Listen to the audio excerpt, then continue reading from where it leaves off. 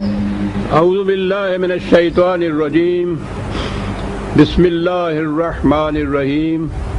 عزیزان من، آج ستمبر 1982 کی 17 تاریخ ہے اور درس قرآن کریم کا آغاز سورہ الطور کی آیت 25 سے ہو رہا ہے۔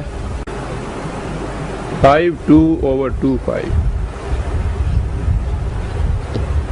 بات اہل جنت کی ہو رہی تھی۔ سابقہ آیات میں انہی کی خصوصیات بتائی گئیں اور یہ آیت پھر ضمناً سامنے آ گئی تھی کہ وَأَقْبَلَ بَعْضُهُمْ عَلَى بَعْضٍ يَتَسَاءَلُونَ۔ عام طور پر یہ خیال پیدا ہوتا ہے اور پوچھا جاتا ہے، اور میں نے تو وضاحت سے لکھا ہے کہ کیا اخروی زندگی میں ہم ایک دوسرے کو پہچانیں گے؟ تو قرآن کریم تو یہ بتاتا ہے، اور میں نے عرض کیا تھا کہ کم از کم میرے احساس کے نزدیک تو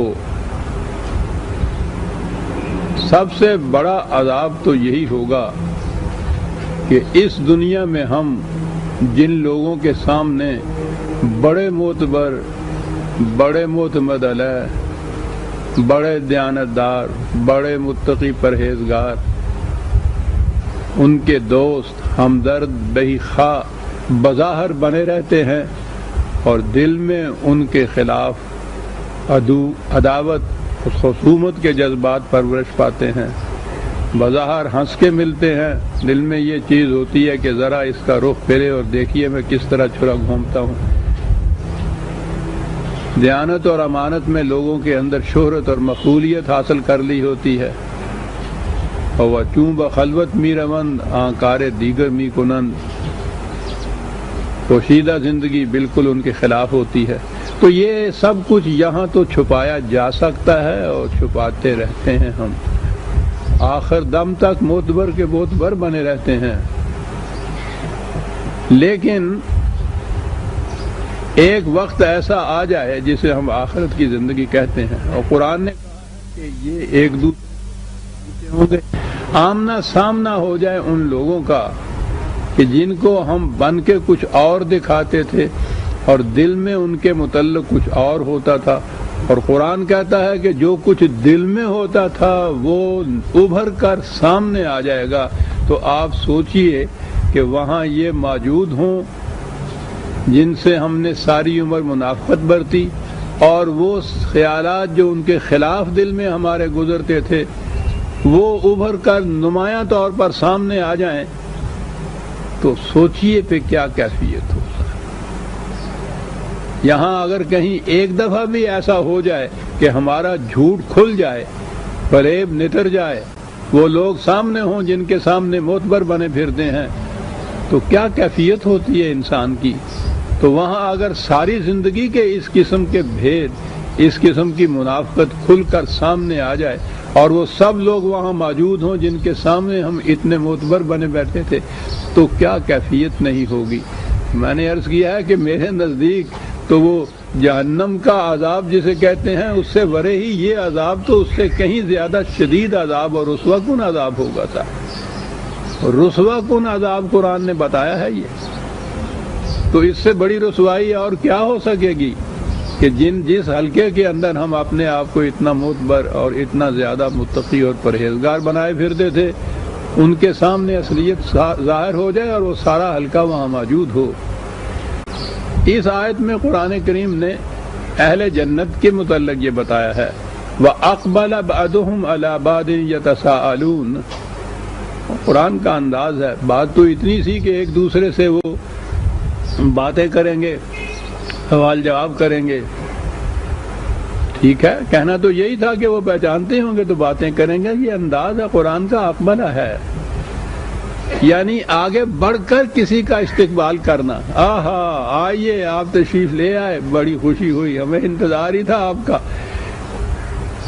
کسی کو اس طرح سے خندہ پیشانی سے، دل کی کشاد سے اس طرح سے ملنا، اس طرح سے اس کا استقبال کرنا، یعنی اسی میں یہ بات آ گئی. ایک لفظ اقبلہ کہہ کے قرآن نے بتا دیا کہ ان کے باہمی تعلقات کس قدر خندہ پیشانی کے اور خوشگواری کے ہوں گے. اور وہاں تو کوئی چیز چھپی ہوئی نہیں ہوگی کہ دل میں کچھ اور رکھا ہوا ہوگا اور چہرے پہ کچھ اور لکھا ہوا ہوگا. وہاں تو زبان اور قلب دونوں ہم آہنگ ہوں گے. تو وہاں اقبلہ جو ہے ایک دوسرے کو مسرت سے، خوشی سے ایک دوسرے کا استقبال کرنا، یہی بڑی بات ہے. قرآن نے کہا دوسرے مقام کے اوپر کہ اہل جنت جب داخل ہوں گے تو دوسرے پہلے جو ہیں وہ سلامن سلامہ سے استقبال کریں گے. اور اہل جہنم کے متعلق کہا ہے کہ جب بھی کوئی آئے گا تو پیشانی پہ بل پڑ جائیں گے، لا مرحبا لہم کہیں گے، ان کے خوش آمدید نہیں ہوگی، ایک دوسرے کو دیکھ کر سخت رنجیدہ ہو جائیں گے، کبیدہ خاطر ہو جائیں گے.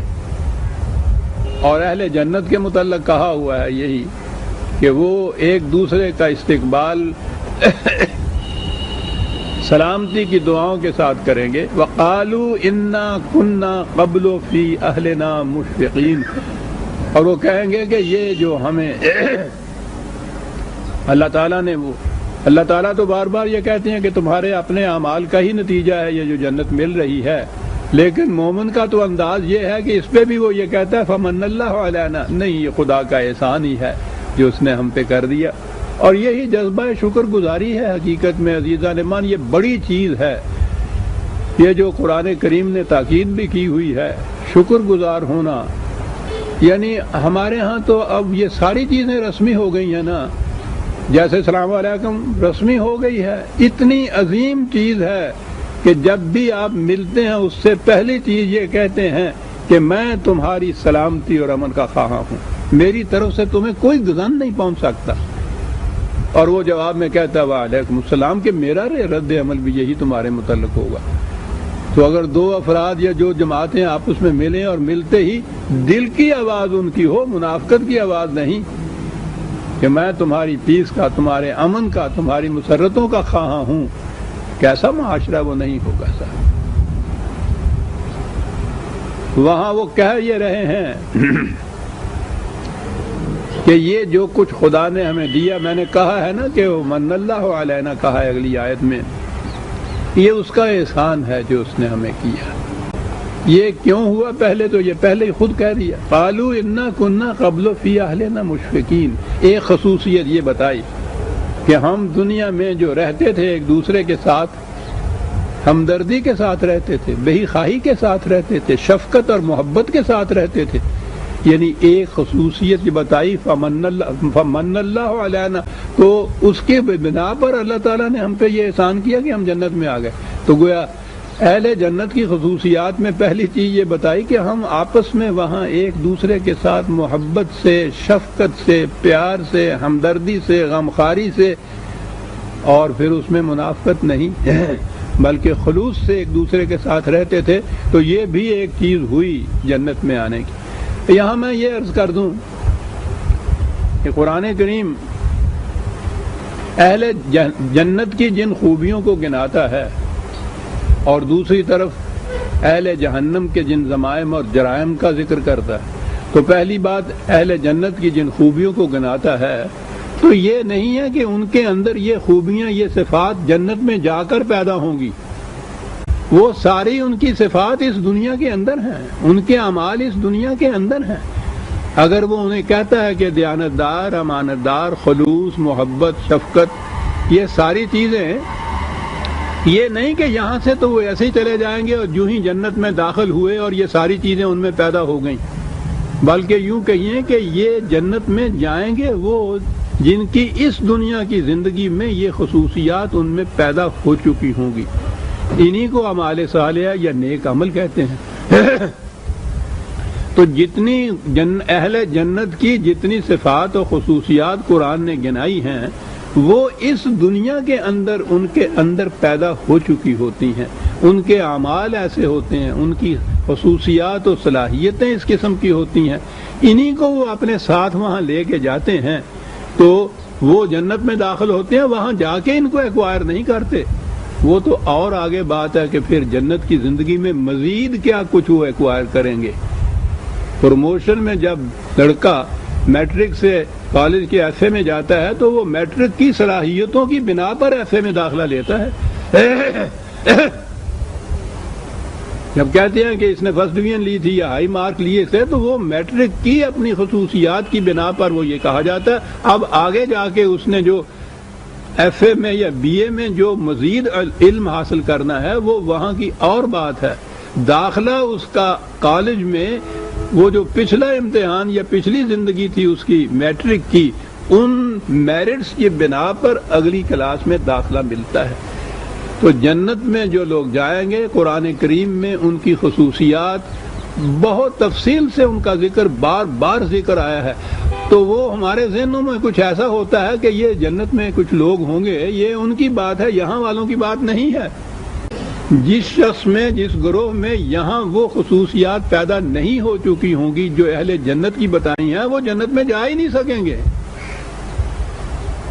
یہاں ویسا بننا ہوگا جیسا وہ جنت کے اہل جنت کو جس طرح سے قرآن قرار دیتا ہے. تو یہ اہل، اور جب ان میں یہ خصوصیات ہو جائیں پیدا تو اہل جنت تو یہ یہی ہو گئے. فارمل سی بات رہ گئی نا کہ امتحان ہوگا اس میں پاس ہوں گے تو پھر پروموٹ ہو کے ایف اے میں چلے جائیں گے. قابلیت تو اس نے پیدا کر لی ہوگی. اور اگر یہ افراد ایک معاشرہ ایسا قائم کر لیں گے، ایک نظام ایسا کر لیں گے قائم، اس قسم کے افراد جن میں یہ خصوصیات پیدا ہو چکی ہوں گی تو یہی معاشرہ جنت کی مثیل بن جائے گا، اس دنیا کی جنت بن جائے گا. تو یہ جنت عرضی کی زندگی جسے میں بار بار کہا کرتا ہوں وہ بھی کہیں سے اوپر سے آئی ہوئی چیز نہیں ہے. افراد معاشرہ کے اندر یہ خصوصیات پیدا ہو جائیں اور وہ ایک معاشرہ قائم کر لیں، اس قسم کا نظام قائم کر لیں اس قسم کا، تو یہ معاشرہ یا نظام جنتی کہلا لے گا یہاں. اور یہی جب آگے بڑھتے ہوئے اگلی دنیا میں یا اگلی زندگی میں جا پہنچیں گے یہ اپنی جنت ساتھ لے جائیں گے. جس طرح سے اہل جہنم اپنا جہنم ساتھ لے جائیں گے. جہنم کے اہل جہنم کے متعلق جن جرائم گناہوں ضمائم کا ذکر قرآن کرتا ہے وہ وہاں جا کے نہیں پیدا ہوتے، وہ یہاں کے جرائم ہوتے ہیں جن کی بنا پہ ان کی زندگی جہنم کی ہوتی ہے. تو یہ چیزیں ذہن میں رکھنی چاہیے کہ قرآن کریم میں یہ جو ذکر آیا ہے اہل جنت کے اور اہل جہنم کی تو وہ اسی دنیا کے اندر جن انسانوں میں وہ چیزیں پیدا ہو گئی ہوں گی وہی ہوں گے جنت میں داخلے کے قابل، جہنم میں جانے کے سزاوار. تو جہنم کی تو بہرحال بات ہی وہاں تو رک گیا، مزید ترقی کا سوال ہی نہیں ہے. جنت کے اندر قرآن نے بتایا ہے کہ اس سے آگے بڑھنے کی ارتقائی منازل طے کرنے کے بھی امکانات وہاں ہوں گے. تو وہاں کوئی اور پروگرام ہوگا، وہاں کا نصاب کچھ اس سے مختلف ہوگا میٹرک سے، تو اس نصاب کے مطابق پھر آگے چلنا ہوگا. لیکن داخلہ جنت میں ان خصوصیات و صفات کی اعمال کی بنا پر ہوگا جو اس زندگی کے اندر انسان نے کیے. تو اسی لیے انا کننا قبل فی اہلنا مشفقین، یہ قبل کا لفظ قرآن نے کہا ہے تو مجھے اس سے اسٹرائک ہوا تو میں واضح کر دوں کہ یہ کیا ہے کہ جنت میں آنے سے پہلے کی زندگی میں ہماری کیفیت یہ تھی اور اس کی وجہ سے فمن اللہ علینا ووقانا عذاب السموم. پھر وہی لفظ ہے، میں نے پہلے بھی یہ عرض کیا تھا کہ عام طور پہ ہمارے ہاں یہی تصور ہے، وہ سزا کا تصور ہے نا ذہن کے اندر، نتائج کا تصور نہیں ہے. تو اس کی بنا پر ذہن میں یہ چیز ہے کہ وہ جو بھی یہاں سے جائے گا اس نے کچھ تو گناہ کیے ہوئے ہوں گے، کتنا ہی نیک کیوں نہ ہو. بہرحال ہر شخص اپنے گناہوں کی سزا بھگتنے کے لیے جہنم میں جائے گا. کوئی 3 مہینے کی قید، کوئی 6 مہینے کی قید، سال بھر کی، کوئی 14 سال کی، اور وہاں سے سزا بھگتنے کے بعد پھر اس کو نکال کے جنت میں لے جائیں گے. یہ ہے ذہنوں کے اندر تصور اس قسم کا ہمارے، یہ سزا والی بات نہیں ہے. اور پھر ہمارے ہاں جب یہ تصور ہوا کہ سب کو آخر میں جنت میں بھیج دینا ہے تو پھر عجیب مثالیں ہوئیں کہ وہ تو سینیٹوریم ہوتا ہے جس میں وہ ٹی بی کے مریضوں کو بھیج دیا جاتا ہے، وہاں ان کا علاج ہو جاتا ہے، پھر وہ تندرست ہو کے آ جاتے ہیں. ایک مثال دیتے ہیں کہ صاحب وہ دھوبی کے یہاں کپڑے بھیجتے ہیں، اس کے اوپر علائش ہوتی ہے، اس کے ہاں وہ میلے ہوتے ہیں، میل کچیل ہوتی ہے، بھٹی پہ چڑھاتا ہے وہ میل کچیل کٹ جاتی ہے، وہ صاف ستھرے کپڑے ہو جاتے ہیں۔ کہ یہ سارے تصور غلط ہیں عزیزان من، قرآن کے خلاف ہیں، غلط اس لیے میں کہہ رہا ہوں۔ قرآن جہاں بھی یہ کہتا ہے وَوَقَاهُمْ وَوَقَانَا عَذَابَ السَّمُومِ، محفوظ رکھا، دور رکھا، قرآن نے کہا کہ اہل جنت کے تو کانوں میں اس کی بھنک تک نہیں پڑے گی، اس کی آواز تک نہیں آئے گی، اتنی دور رکھا جائے گا۔ تو یہ بات نہیں ہے کہ پہلے وہاں بھیجا جائے گا اور وہاں سے سزا بھگتنے کے بعد پھر وہ جنت میں جائیں گے، یہ یہودیوں کا تصور تھا، انہوں نے یہ کہا تھا۔ قرآن میں بھی یہ ہے کہ ان کا قول یہ ہے کہ ہم چند دنوں کے لیے جہنم میں جائیں گے اور پھر اس کے بعد وہاں سے نکال لیے جائیں گے۔ وہ الگ الگ طریقے ہیں نکالنے کے، وہ تو کہتے ہیں کہ ہمارے وہ جو بڑے بوڑھے ہوں گے، بزرگ جو ہوں گے، اسلاف ہوں گے، وہ وہاں کہیں عدالت میں رکے ہوئے ہوں گے اور مقدمات میں کچھ شہادت دینے، کچھ اتنے عرصے میں ہمیں وہ جہنم میں بھیج دیں گے، اور جب پھر ان کو پتہ چلے گا تو وہ آئیں گے تو وہ وہاں سے نکال کے ہم کو لے جائیں گے۔ یعنی تصور یہ کہ پہلے جہنم میں بھیجیں گے اور وہاں سے نکال کے جنت میں لے جائیں گے، یہ ان کا تصور تھا، وہ سزا کا تصور ہے ان کے ہاں۔ قرآن سزا کا تصور نہیں دیتا۔ قرآن، میں جیسا مثال میں کہا کرتا ہوں کہ سنکھیا کھانے سے جو ہلاکت ہوتی ہے وہ سزا نہیں ہوتی کسی عدالت کی دی ہوئی، وہ سنکھیا کھانے کا جو عمل ہے یا سنکھیا جو ہے اس کے اندر یہ نتیجہ پوشیدہ ہوتا ہے، اسے سزا نہیں کہا جا سکتا، یہ مکافات عمل ہے، نیچرل کانسیکوینس ہے اس کا۔ تو اسی لیے یہ جو وہ تصور نہیں ہے، قرآن نے اسی لیے کہا کہ جن کے پاس مارکس جو ہیں 60% ہوں گے ان کو پروموٹ کر دیا جائے گا۔ آج کی اسکول کی اصطلاح میں یہ سمجھ لیجئے، ان کا 60% جو ہے وہ 40% جو ان کی غلطیاں ہیں ان کو کور کر جائے گا۔ دیکھا یہ جائے گا کہ اس میں اگلی کلاس میں چلنے کی صلاحیت اور استعداد پیدا ہو گئی ہے یا نہیں، اور اس کے لیے ایک معیار مقرر ہو جائے گا کہ میرٹ کا پلڑا جھکتا ہو۔ وہ میں نے پچھلی دفعہ بھی کہا تھا، قرآن نے متعدد مقامات پہ ہے، ثقلت موازینہ و خفت موازینہ، وہ میزان کھڑی کرتا ہے، جون سا پلڑا جھکتا ہے اس کے مطابق اس کا انجام ہوتا ہے۔ قابلیت اور اعلیٰ خصوصیات اور صفات مومنین کا پلڑا جھکتا ہے وہ جنت میں جاتا ہے، حالانکہ دوسرے پلڑے میں بھی کچھ برائیاں ہوتی ہیں، اور اگر وہ پلڑا جھکا ہوا ہوتا ہے تو حالانکہ اس پلڑے میں بھی تو کچھ بہتر اچھائیاں ہوتی ہیں۔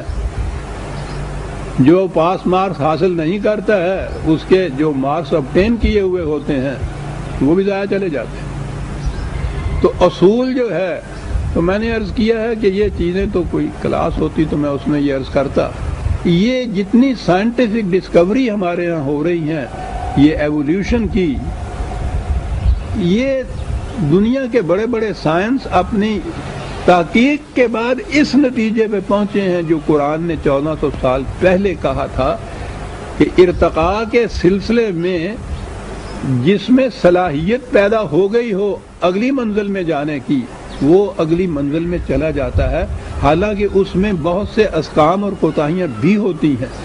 قرآن نے جو کہا تھا کہ حسنات کا پلڑا بھاری ہو تو سیئات کو کور کر لیتا ہے، یہ عین سائنٹیفک ہے بات۔ یہ سارا اصول جو ہے ایولیوشن کا وہ سارا اس بنیاد پہ چلتا ہے، اور وہ تحقیق اس پہ کرتے ہیں کہ کس جنس میں اتنی صلاحیت پیدا ہو گئی تھی یا ہو جاتی ہے کہ وہ اگلی منزل میں جانے کے قابل ہو جاتی ہے۔ تو قرآن نے یہ اصول دیا ہے، یاد رکھیں، اسی لیے کہا ہے کہ ہمیں اس عذاب السموم سے، یہ سب کچھ جلا دینے والا جو عذاب ہے، اس سے اس نے بچائے رکھا ہے، محفوظ رکھا ہے، دور رکھا ہے۔ کیا کرتے تھے پہلے؟ کہا کہ باہمی تعلقات تو ہمارے محبت اور شفقت اور رحمت اور غمخواری اور ہمدردی کے تھے ایک دوسرے کے ساتھ، انا کننا من قبل ندعوہ، اور ہمارا مسلک یہ تھا کہ زندگی کا کوئی معاملہ بھی آتا تھا تو ہم وہاں خود فیصلہ کرنے کی بجائے اسے آواز دیتے تھے۔ قرآن کے یہ اصطلاح ہے، چوراہے پہ کھڑا ہو کر یا دوراہے پہ کھڑا ہو کر اگر معلوم نہ ہو کہ صحیح راستہ کون سا ہے جس پہ میں نے جانا ہے، اور کوئی دور ہو کھڑا تو اس کو بلا کے پوچھا جاتا کہ او بھائی مجھے ذرا بتا دیجئے گا میں نے جانا حسین چوک کی طرف، کدھر جھک جاؤں؟ یہ ہے ایک انداز کہنے کا۔ قرآن کریم نے جو کہا ہے خدا کا بلانا، خدا کو آواز دینا، خدا کو آواز، اس کی کتاب کو آواز دینا ہوتا ہے کہ اس سے پوچھ لیا جائے کہ صحیح راستہ کون سا ہے، میں کس طرف کو جاؤں۔ کہا ہمارا مسلک زندگی یہ تھا کہ ہم زندگی کے ہر دوراہے پر اسی کے ضابطۂ ہدایت کو آواز دیتے تھے، اسی کو کنسلٹ کرتے تھے، اس سے پوچھتے تھے۔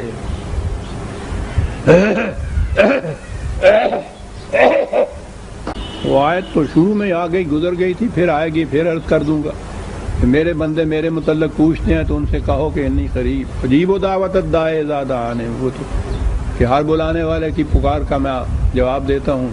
تو اس پہ پھر بڑے مسئلے مسائل چلے کہ صاحب اتنی دعائیں مانگی جاتی ہیں تو وہ ہر دعا تو قبول نہیں ہوتی، اور یہاں کہا ہے ہر دعا قبول کرتا ہوں۔ ہر دعا قبول کرنے کی بات نہیں تھی عزیزان مان، کہا یہی تھا کہ جب بھی کوئی کسی مقام پہ کھڑا ہو کر پوچھتا ہے ہم سے کہ بتائیے صحیح راستہ کون سا ہے، ہم فوراً اس کا جواب دیتے ہیں کہ صحیح راستہ کون سا ہے، اور خدا کا اور ہمارا تعلق اس کی کتاب کی روح سے ہے عزیزان مان، یہ جواب دیتی ہے، اور یہ صحیح ہے، ایمان ہے ہمارا۔ اور میں تو چھوٹا منہ بڑی بات علا وجہ البصیرت میں یہ عرض کروں گا کہ زندگی کا کوئی معاملہ اور کوئی مسئلہ بھی کوئی ہو جہاں آپ کو ضرورت پڑے کسی قسم کے استفسار کی، پوچھنے کی، قرآن اس کا جواب دیتا ہے۔ اجیب دعوت الداعی اذا دعان، ہم جواب دیتے ہیں جب پکارنے والا ہمیں پکارتا ہے۔ پکار یہ ہے، پوچھتا یہ ہے، وہ جواب دیتے ہیں۔ قرآن نے کہا ہے وہاں، یہ نہیں ہے کہ دعا قبول کر لیتے ہیں۔ جواب کس طرح سے ملتا ہے؟ براہ راست تو نہیں ہمیں ملتا، تو براہ راست خدا سے تعلق ہی نہیں ہمارا تعلق اب اس کی اس کتاب کے ذریعے سے ہے۔ اِنَّا كُنَّا مِن قَبْلُ نَدْعُوهُ، ہمارا مسلک کے زندگی یہ تھا، یعنی ہم کیوں جنت میں آ گئے؟ باہمی معاملہ تو اس قسم کا تھا، محبت و شفقت کا۔ مسلک زندگی کا یہ تھا کہ ہر اس مقام میں جہاں کہیں کوئی دو پاسبلٹیز یا دو ممکنات یا دوراہا کہیں ہوتا تھا، وہاں ہم کھڑے ہو کے پوچھتے تھے کہ کون سا راستہ ہماری منزل کی طرف ہمیں لے جائے گا، وہاں سے جواب ملتا تھا، اور اس طرح سے ہم اس راستے پہ چلے۔ انہو هو البر الرحیم، وہ بڑا دست کرم اس کا بڑا کشادہ ہے، سامان نشو و نما بڑی بہتات سے دیتا ہے۔ یہ اسی کا نتیجہ ہے کہ ہم یہاں آج اس جنت کی زندگی بسر کر رہے ہیں۔ یہ کچھ جنت والوں کے متعلق کہا کہ وہ ایک دوسرے سے باتیں کریں گے اور یہ کچھ کہیں گے ایک دوسرے سے، اور یہ کچھ کہنے کے بعد پھر نبی اکرم صلی اللہ علیہ وسلم کو خطاب کر دیا، فذکر، تیرا کام یہ ہے کہ تو ہماری رہنمائی کو، ہمارے قانون کو، ہماری ہدایت کو ان تک پہنچائے چلا جا، ان کے سامنے اعلان کرتا چلا جا، بتائے چلا جا۔ یہ جو ہے فذکر، اب یہاں ذکر آیا اور ذکر لفظ یہاں سے نکلا اور وہ ذکر کرنا ہوا کہ ذکر کرتا رہا، تو ذکر وہ ہے جو آپ زور زور سے سنتے ہیں مسجدوں میں نمازوں کے بعد، جو آدھی رات کے بعد بھی قریباً چلتا ہے، وہ ذکر خفی اور ذکر جلی۔ اور اس گناہ گار نے تو برسوں تک یہ ذکر کیے ہوئے ہیں اسی لیے دل کا مریض ہو جاتا ہے انسان اس کے بعد، اور ذکر یہ ہو جاتا ہے ذکر۔ قرآن اپنی، میں نے کہا، تصویر آپ کرتا ہے، دوسرے مقام پر اس نے کہا ہے فذکر بالقرآن 50/45، بات صاف کر دیتا ہے، اس قرآن کے ذریعے سے ان کو مطلع کرتے رہو، بتاتے رہو، جتاتے رہو، دکھاتے رہو کہ کون سا راستہ صحیح ہے بالقرآن۔ نبی اکرم صلی اللہ علیہ وسلم بھی قرآن کی روح سے رہنمائی کرتے تھے، خود خدا کا یہ ارشاد ہے، فذکر بالقرآن، فذکر، کہا اب رہا ان لوگوں کے یہ الزامات، اتہامات، اعتراضات، تو اب اس سے نظر آتا ہے کہ ایک داعی حق کے متعلق یہ نہ ماننے والے کیا کیا کچھ کہتے تھے اور کیا کیا کچھ کہتے ہیں، آج بھی ان کی یہ کیفیت ہے، ہر قسم کا جھوٹ اس کی طرف منسوب کرتے ہیں، مطعون کرتے ہیں۔ کیا کیا اعتراضات ہیں؟ فما انت بنعمت ربک بکاہن ولا مجنون۔ وہ نظر آیا کہ وہ یہ کچھ کہتے تھے۔ کاہن یہ جو قسمتوں کا حال بتانے والے ہوتے ہیں، یہ وہ فٹ پاتھ پہ بیٹھے ہوئے وہ تو نچلی کلاس کے کاہن ہوتے ہیں، یہ بڑی بڑی درگاہوں کے خانقاہوں کے جو بڑے بڑے تارس ہیں وہ بڑے بڑے کاہن ہوتے ہیں، سب اپنی قسمتوں کا حال معلوم کرنے کے لیے جاتے ہیں یا جو مصیبت آتی ہے اس مصیبت کو ٹالنے کے لیے وہاں سے کچھ دوا اور تعویذ لے کے آتے ہیں۔ یہ اس دور تک، زمانہ نزول قرآن تک عرب میں کہانت بڑی زیادہ مشہور تھی۔ ان کے ہاں کے جو بڑے بڑے پروہت، مذہبی پیشوا، بزرگ، وہ اسی بنا پہ بزرگ ہوتے تھے کہ وہ قسمتوں کا حال بتاتے تھے۔ تو وہ نبی اکرم صلی اللہ علیہ وسلم حضور قسمت کا حال نہیں بتاتے تھے، بتاتے یہ تھے کہ یہ جو روش تم اختیار کر رہے ہو اس کا نتیجہ یہ ہوگا۔ تو چونکہ بات یہی تھی کہ یہ بھی کچھ آنے والی تباہی کے متعلق ہمیں بتاتے ہیں، تو یہ اصل میں قسمت کا حال بتاتے ہیں، یہ کاہن ہی ہیں، ایک بڑے پیمانے پہ سمجھ لیجئے۔ اندازہ لگائیے کہ قرآن کس طرح سے اس کی تردید کرتا ہے۔ فما انت بنعمت ربک بکاہن، یہ خدا کا انعام ہے کہ تو کاہن نہیں ہے۔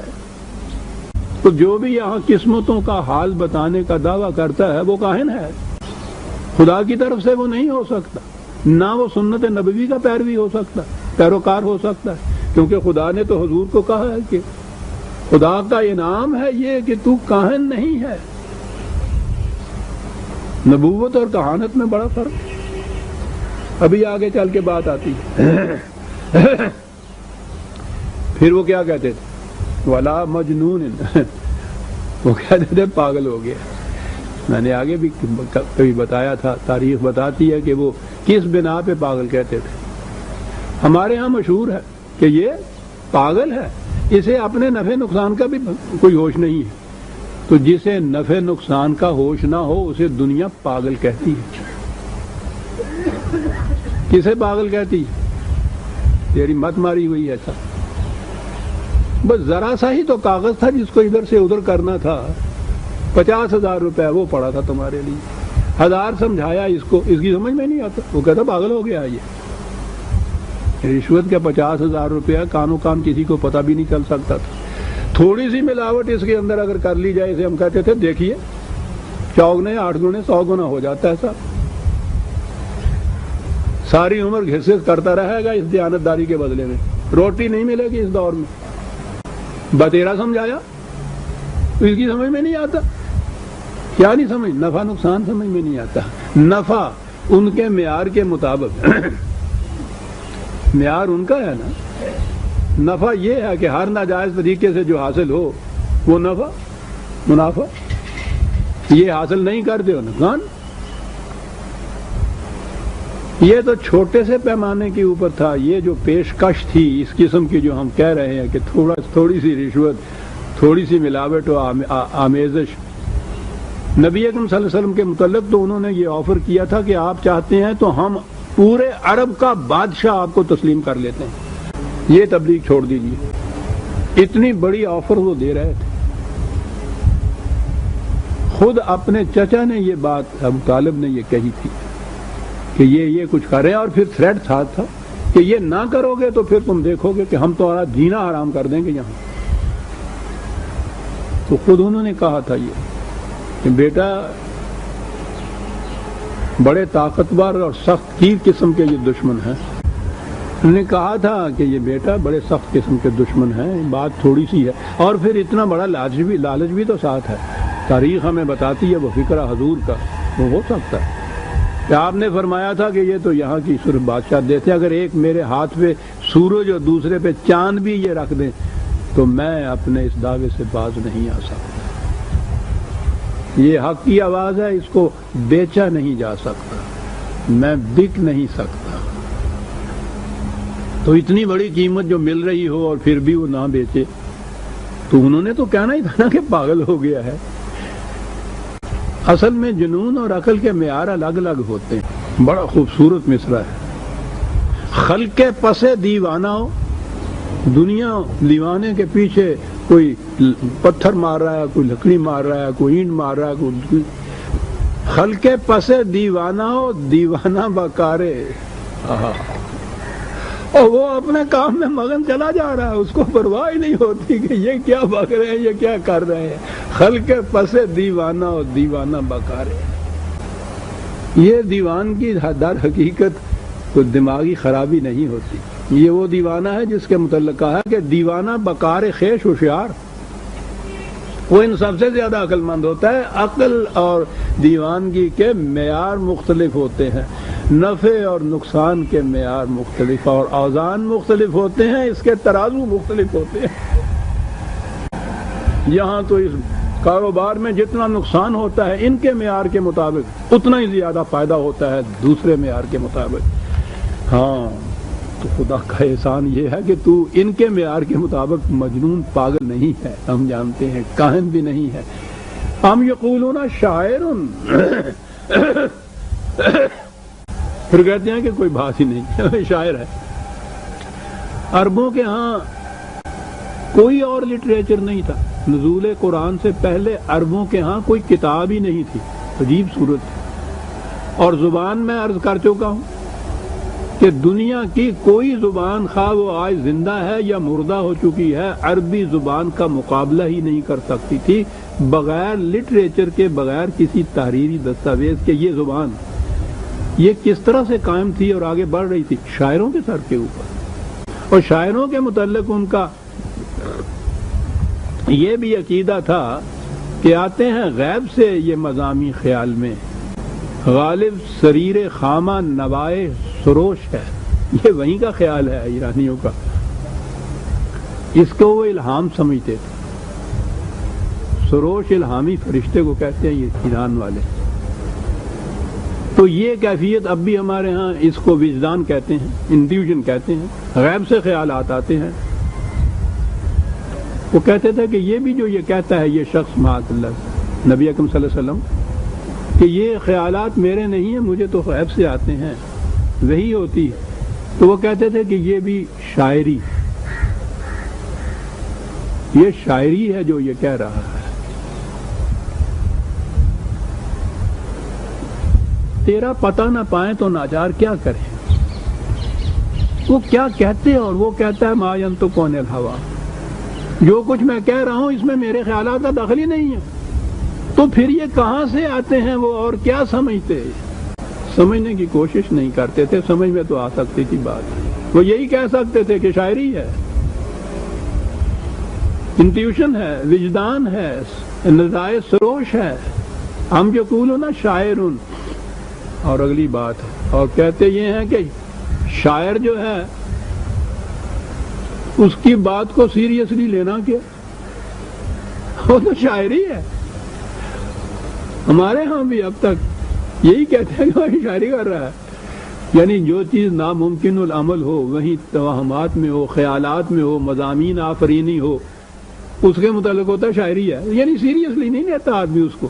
وہ بھی یہ کہتے تھے، شاعروں کی عظمت اتنی تھی کہ ایک شاعر ایک مصرع یا ایک فقرہ، ایک شعر کہہ دیتا تھا، قبیلے کا قبیلہ تباہ ہو جاتا تھا، 100 سال تک لڑائیاں جاری رہتی تھی۔ ان کی پرستش بھی کرتے تھے، شاعروں کو سمجھتے تھے کہ ان کو غیب سے یہ چیزیں آتی ہیں، یہ کچھ بھی تھی، اس کے باوجود شاعری کے متعلق وہ کہتے تھے کہ اس کو سیریسلی نہیں لینا چاہیے، جذباتی چیز ہوتی ہے، تھوڑے وقت کے بعد ختم ہو جاتی ہے۔ دیکھیے قرآن کیا کہتا ہے، قالوا ام یقولون شاعر نتربص بہ ریب المنون، شاعر ہے، شاعری کر رہا ہے، زمانے کی گردشیں اس کی شاعری کو خود مٹا دیں۔ شاعری میں تو یہ صلاحیت ہی نہیں ہوتی کہ اس کو بقا ہو، وہ جذباتی چیز ہوتی ہے۔ آپ بھی غور کیجئے، عربوں کے ہاں تو خیر شاعری اور ہی قسم کی تھی، آپ کے ہاں گزشتہ 200 سال 100 سال کے عرصے کے اندر ذرا آپ غور کیجئے، وہ شاعری آپ کے ہاں جو ہے، یعنی وہ آپ کے ہاں سارا ملک کتابوں سے بھر جائے اگر وہ شاعری کہیں مدون ہو جائے آپ کے ہاں، اتنی شاعری، اور پھر شاعری تو زوال کے زمانے میں اور زیادہ پنکتی ہے، عملی کام تو کچھ ہوتا نہیں ہے، بیٹھے ہوئے ہیں یہاں، بخال ہندوش بخشم سمرکندو بخارا رہا، بیٹھا ہوا شاعر روٹی کا محتاج ہے، اور کیا یہ رہا ہے کہ میں تو اس کے ایک سیاہ خال کے اوپر سمرکند اور بخارا کو نثار کر کے رکھ دوں جناب، اللہ اکبر، اپنے رہنے لیے کوٹھا نہیں ہے گا، شیر پار کے کہنا دے دا جاتا اللہ تیرا بھلا کرے گا، تو بخال ہندوش بخشم سمرکندو بخارا رہا۔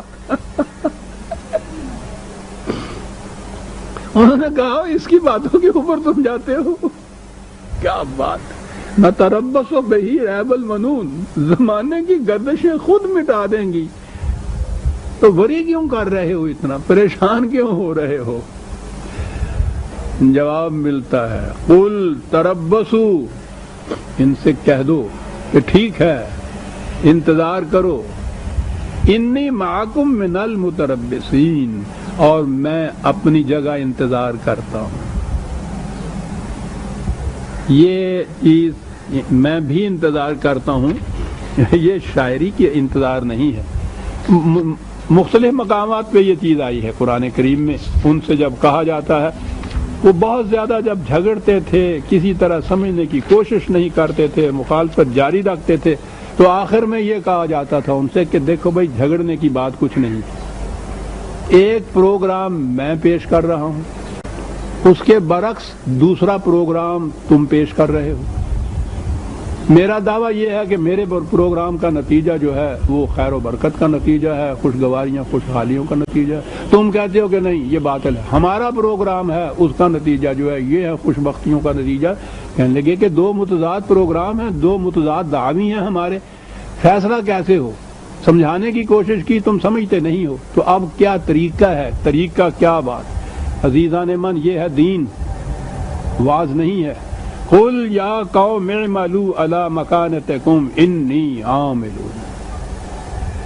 اب اس کا طریقہ یہ ہے پرکھنے کا کہ دونوں میں سے کس کا دعویٰ سچا ہے، کہ تم اپنے پروگرام پہ عمل کرو، میں دخل نہیں دوں گا، مجھے میرے پروگرام پر عمل کرنے دو، تم دخل نہ دو، پھر فسوف تعلمون، سوف ان قریب بات ظاہر ہو جائے گی، معلوم ہو جائے گا، ساری دنیا دیکھ لے گی کہ کس کا دعویٰ سچا تھا، کس کا دعویٰ جھوٹا تھا، دیکھ لے گی دنیا، من تکون لہ عاقبۃ الدار، دنیا دیکھے گی کہ انجام کار کامیابی کس کے حصے میں آتی ہے۔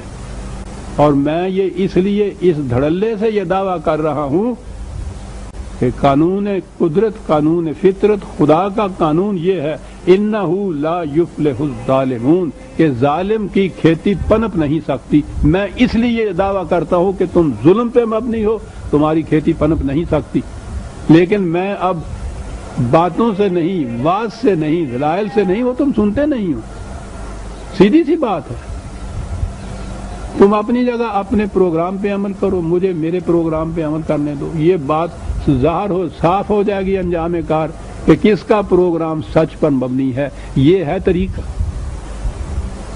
یعنی یہ جو طریق ہے عزیزان من کہ نتائج سے پرکھا جائے کہ کوئی پروگرام کیسا ہے، یہ بھی ہمارے اس دور میں بہت بڑا ایک سیاسی دعویٰ ہے جو کیا جاتا تھا، پریگمیٹک ٹیسٹ اس کو کہتے تھے، کہ زیادہ بحث و مباحثے کی ضرورت نہیں ہے، پٹ اٹ انٹو ٹیسٹ، اور اس کے بعد دیکھ لو تو کہ نتیجہ کیا ہے۔ یہ 1400 سال پیشتر یہ ہے، تو یہ تو اس دنیا میں کوئی نتیجہ دکھانا تھا نا، فسوف تعلمون، ابھی تمہیں نظر آ جائے گا۔ یہ نہیں کہا کہ تم اپنی جگہ کام کرو، مجھے کرنے دو، قیامت میں جا کے دیکھ لیں گے کون جنت میں جاتا ہے، کون جنت میں جاتا ہے، کون جیتا ہے تیری ظلم کے ساتھ ہونے کا، یہی نظر آ جائے گا تمہیں۔ اور میں کیا بات ہے، چیلنج دیتے ہیں، اور وہیں یہ کہ میں کس بنا پر یہ تحدی سے اور تعلی سے یہ کہتا ہوں کہ تم نہیں کامیاب ہو سکتے، اس لیے کہ تم ظلم پہ مبنی ہو، انہ لا یفلح الظالمون، اور ظالم کی کھیتی پنپ نہیں سکتی۔ چلو یہ تھا طریقہ عزیزان من. یہ واعظ و نصیحت اور بحث و مباحثہ کی بات نہیں، یہ مناظروں کی بات نہیں، یہ تو کر کے دکھانے کی بات.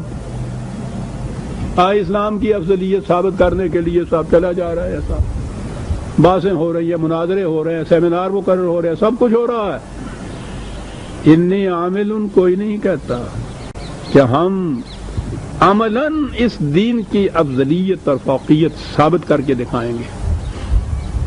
اور وہ یہی نہیں چاہتے تھے، وہ جانتے تھے قریش کہ اگر کسی جگہ بھی اس کا یہ پروگرام عملاً نافذ ہو گیا، قائم ہو گیا یہ نظام، تو اس کے اثرات انسانیت ساز دنیا کی منفعت کے لیے جو اس کے اثرات ہوں گے وہ وہاں تک محدود نہیں رہیں گے جہاں تک یہ نظام قائم ہوگا، دور دور تک اس کا اثر ہوگا.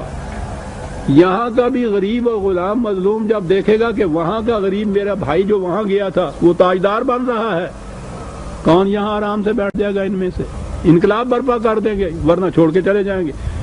قریش اس لیے ان کو یہ خطرہ تھا کہ حضور کی ہجرت کے بعد بھی وہ حضور مدینے چلے گئے. اس زمانے کا 300 سال کا مسافت عزیزان من آج بھی کچھ آسان نہیں ہے. تو آپ سوچئے ان کو فکر اب کیا تھی کہ جی وہ اس لیے تھی ان کو مناقشت قریش کو کہ حضور ان کے معبودوں کو گالیاں دیا کر دیتے. تو اب تو چلے گئے تھا وہ گالیاں دینے والے، اب کیوں پیچھا کر رہے ہو؟ 300 سال میں وہاں جا کے 7 سال تک ایک دوسرے کے بعد مسلسل جنگیں اور لڑائیاں ہوتی رہیں.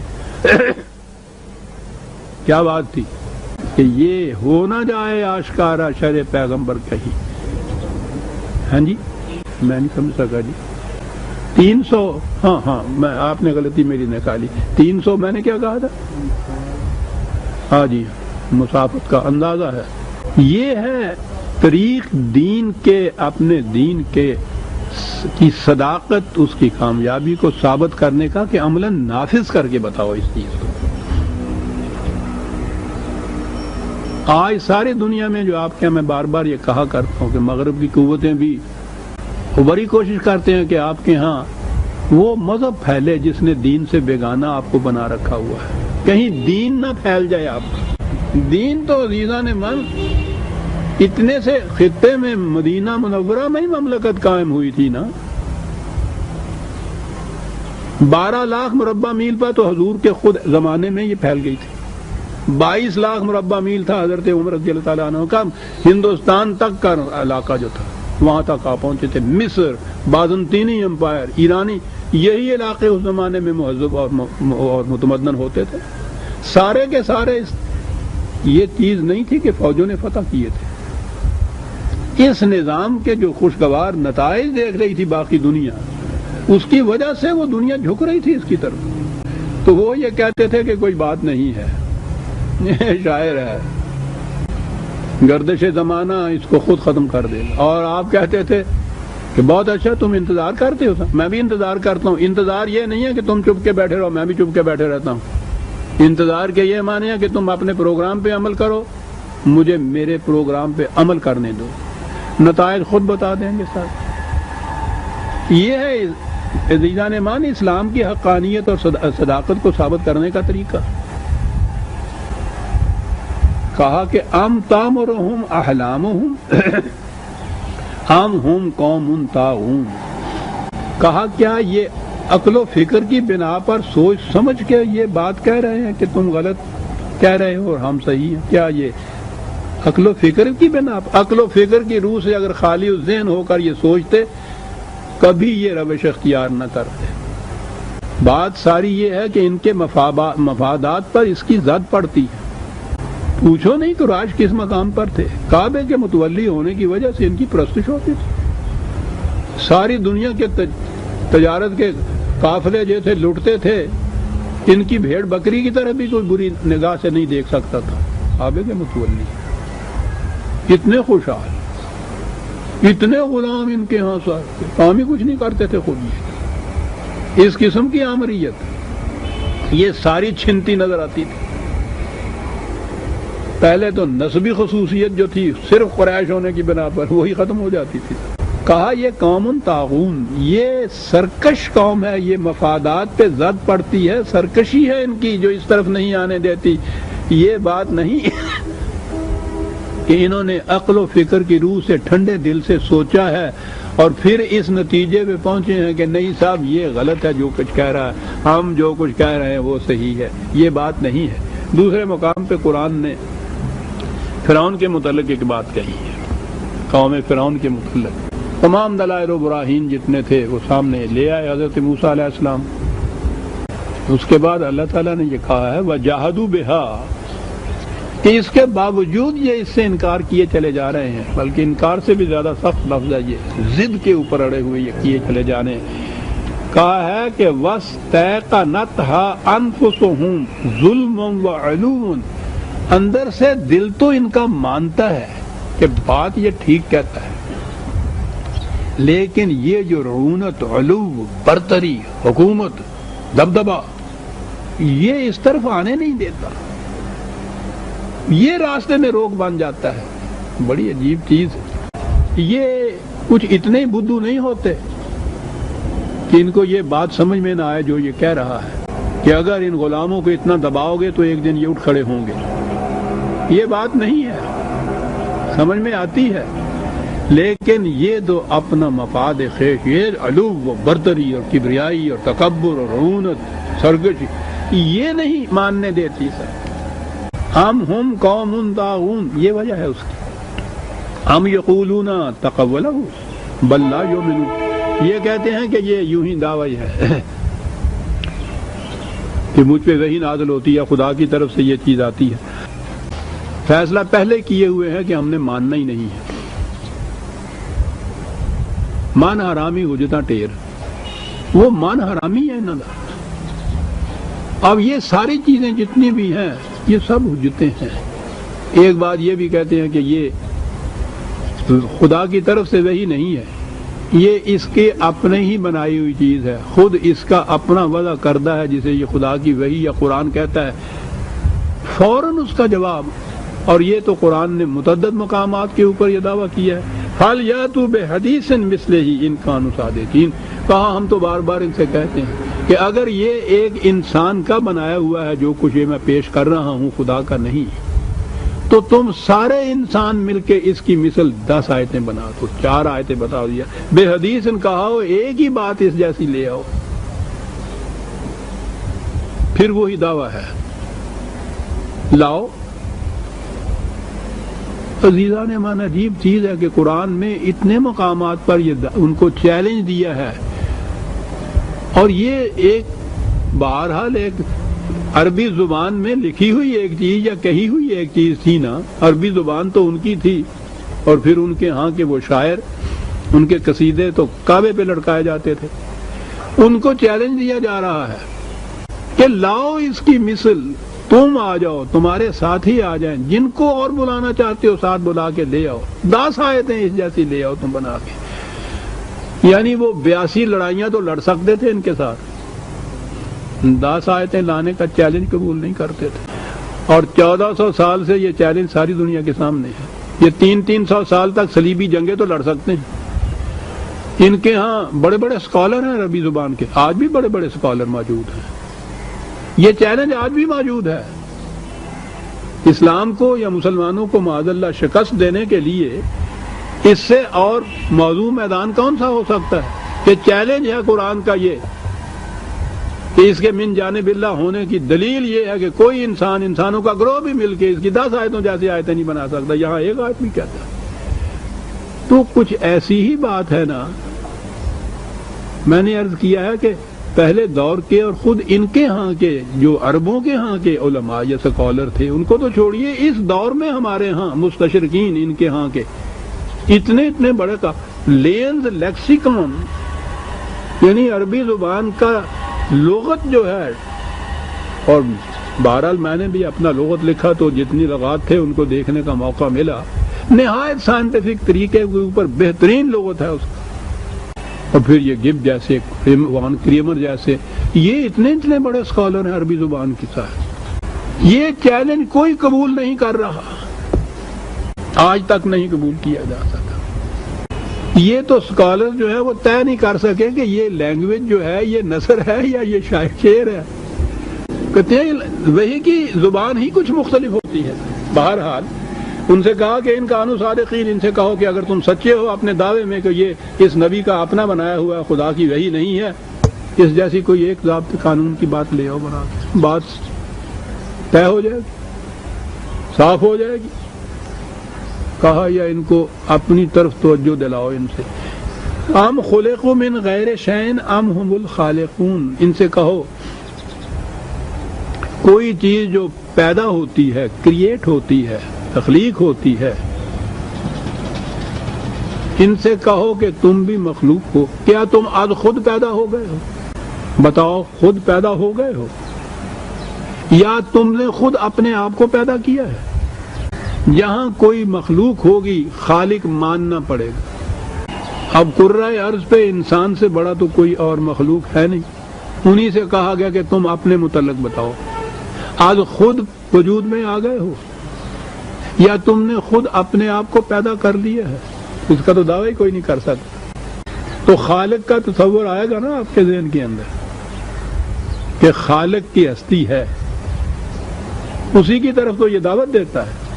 اس کو بھی چھوڑو. ام خلق السماوات والارض، یہ سلسلہ کائنات جو ہے ارض و سما کا، یہ تم نے پیدا کیا ہے. وہ قرآن کا انداز جو ہے وہ خارجی کائنات کی طرف آ جاتا ہے. بل لا یوقنون، بات ساری یہی ہے کہ یہ ماننا نہیں چاہتے، یقین نہیں کرنا چاہتے. اور یہ ساری چیزیں جو ہیں یہ حجتیں ہیں جو یہ پیدا کیے چلے جا رہے ہیں. ام عندہم خزائن ربک ام ہم المسیطرون، کیا یہ جتنے بھی سامان رزق کے خزانے ہیں دنیا میں خدا کے پیدا یہ ان کی ملکیت ہیں؟ کیا یہ داروغہ مقرر کیے ہوئے ہیں ساری دنیا کے اوپر کہ انہی کی چلے، کسی اور کی چلے ہی نہ؟ ایک ایک چیز کا جواب دیے چلا جا رہا ہے قرآن. منٹ ہیں تھوڑے سے، بات آ گئی بڑی اہم. ام لہم سلم یستمعون فیہ فلیأت مستمعہم بسلطان مبین. کہا یا کیا یہ بات ہے کہ ان کے پاس کوئی سیڑھی ہے جس پہ چڑھ کے یہ خدا کے ہاں سے کوئی باتیں سناتے ہیں جو ان کے کاہن دعویٰ کرتے ہیں؟ براہ راست خدا کے ہاں سے علم حاصل کرنے کے لیے قرآن نے یہ ایک چیز کہی کہ کوئی ہے سیڑھی ایسی جس سے یہ خدا کے ہاں چلے جاتے ہیں، سناتے ہیں. وہی والا تو یہ کہتا ہے کہ وہ نازل ہوتی ہے مجھ پر، اوپر سے نیچے آتی ہے، اور وہ خدا کا ایک قاصد فرشتہ رسول، اس کے ذریعے سے وہ وہی نازل ہوتی ہے مجھ پہ. یہ اس کے تو قائل نہیں ہے. تو کیا یہ ان کی کیفیت ہے کہ یہ خود اوپر جا کر کوئی چیزیں غیب کی جو ہے یہ سناتے ہیں؟ میں نے کہا تھا عزیزان من کہ وقت تھوڑا سا ہے، بات بڑی چیز ہے. وحی اور علم انسانی میں فرق یہ ہے کہ وحی براہ راست خدا کی طرف سے وہ علم حاصل ہوتا ہے، جس پہ وحی نازل ہوتی ہے نبی یا رسول، اس کے اپنے ذاتی خیالات کا، کوشش کا، کسب و ہنر کا اس میں کوئی دخل نہیں ہوتا. آبجیکٹیولی آتی ہے خدا کی طرف سے وہ وحی، اس کا کوئی دخل نہیں ہوتا. باقی جتنے علوم ہیں ان کے انسان کے اپنے کسب و ہنر، اپنی کوشش، اس کے پیدا کردہ ہوتے ہیں، خود پیدا کیا ہوا، فکری طور پہ حاصل کیا ہوا دوسرے سے. صرف وہی ایک مستثنا ہے کہ جو اس طرح سے ملے. کوئی جا کر خدا کے ہاں سے یہ علم نہیں لا سکتا. خود رسول بھی جا کے نہیں علم لاتے تھے، آتا تھا. یہ جا کے علم خدا کے ہاں سے براہ راست لینے والی بات قرآن نے یہاں کاٹ کے رکھ دی. ان کے وحی کا سلسلہ ختم ہو گیا نبی اکرم صلی اللہ علیہ وسلم کی ذات گرامی پر. تو حضور کے بعد قیامت تک اب خدا کی طرف سے براہ راست علم ملنے کا سلسلہ ہی ختم ہو گیا. اگر کوئی دعویٰ کرتا ہے تو نبوت کا دعویٰ ہو گیا یہ کہ مجھے خدا کی طرف سے علم ملتا ہے براہ راست. دعویٰ نبوت پہ تو ہم اس طرح سے کان کھڑے کر لیتے ہیں. ہمارا تصوف جو ہے اس کی بنیاد اس کے اوپر ہے. ان کا دعویٰ یہ ہوتا ہے صوفیہ کرام، اولیاء کرام کا، کہ انہیں خدا کی طرف سے براہ راست علم ملتا ہے. اسے وحی کہنے کی بجائے کہ یہ بات پھر جائے گی، الہام کہا جاتا ہے، قرآن میں یہ ہے ہی نہیں، کشف کہا جاتا ہے۔ وہ ہوتی وہی بات ہے، خدا کی طرف سے براہ راست علم۔ پھر وہ یہ بات جو تھی نا کہ وہ آتا ہے ایک فرشتہ ان کے اوپر، یہ نہیں۔ ان کو یہ پوچھئے تو یہ بتاتے ہیں کہ روز ہم تو بارگاہ خدا بندی میں اللہ تعالیٰ سے باتیں کر رہے ہوتے ہیں، وہاں سے یہ جاتے ہیں وہاں۔ قرآن کہتا ہے ان کے پاس کوئی سیڑھی ہے ایسی جس سے یہ اوپر جاتے ہیں۔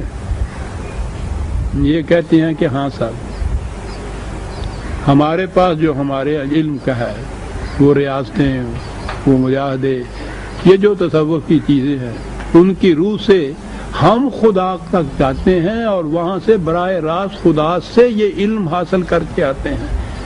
عزیزان من، بہرحال میں نے تو تصوف کی حقیقت پہ یہ بات لکھ لی، اور میری تو وہ شنیدہ نہیں دیدہ ہے، آدھی عمر گزری تھی اسی کے اندر۔ یہ دعویٰ وحی کا دعویٰ ہے عزیزان من، لفظ صرف بدلا ہوا ہے صاحب۔ اور اس بنا پہ میں نے یہ کہا ہے کہ ختم نبوت کے بعد یہ دعویٰ نہیں مانا جا سکتا۔ اور آگے ایک اور بات بھی ہے، وقت ختم ہو گیا ہے، اسے پھر میں آئندہ عرض کروں گا۔ اس کا باقی حصہ جو ہے وہ بھی میں پھر آگے عرض کروں گا، اور حصہ ہے اس کا۔